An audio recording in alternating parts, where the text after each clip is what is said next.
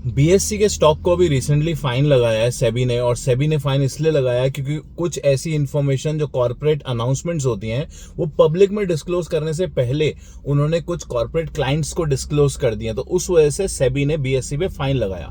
But क्या वही reason है कि बीएससी का स्टॉक परफॉर्म नहीं कर रहा, या फिर अब बीएससी का स्टॉक किस तरीके से परफॉर्म कर सकता है आने वाले दिनों में?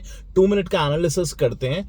कोई भी बाय सेल रिकमेंडेशन नहीं है। बीएससी 200% से ज्यादा चढ़ चुका है एक साल के अंदर, वेरी गुड। बीएससी के पास कोई बोरोइंग्स नहीं है, वेरी गुड। बीएससी के सेल्स नंबर्स अच्छे हैं, वेरी गुड। बीएससी के मार्जिन्स बहुत अच्छे हैं, वेरी गुड। बट यही एक प्रॉब्लम भी बन सकती है आने वाले टाइम में, इसी से हमें सीखने को मिलता है।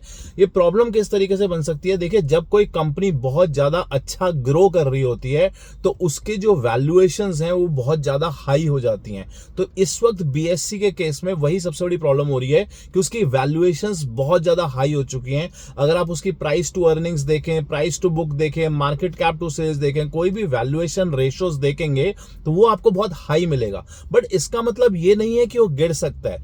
इसका मतलब यह है कि जो हाई वैल्यूएशन है उससे हाई ग्रोथ भी आनी चाहिए। अगर ग्रोथ में कोई भी प्रॉब्लम होती है तो उस वजह से फिर वैल्यूएशन बहुत ज्यादा गिर जाती है, उस वजह से स्टॉक गिर सकता है। मैं ये नहीं बोल रहा कि स्टॉक यहां से गिर सकता है, मैं सिर्फ आपको ये बताने की कोशिश कर रहा हूं कि जब भी किसी कंपनी की वैल्यूएशंस बहुत ज्यादा होती हैं तो उसकी ग्रोथ भी ज्यादा होनी चाहिए। अगर ग्रोथ सपोर्ट नहीं करेगी वैल्यूएशन को तो फिर स्टॉक बहुत जल्दी और बहुत फास्ट गिरता है।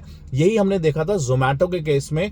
300 रुपीज का स्टॉक था, मार्केट गिरी, रिजल्ट्स आए, उसकी जो ग्रोथ हो रही थी क्वार्टर टू क्वार्टर 70% से ज्यादा की ग्रोथ हो रही थी टॉप लाइन सेल्स में, और वो 70% से सिर्फ 60% की ग्रोथ हुई और स्टॉक 300 से 200 रुपीज आया।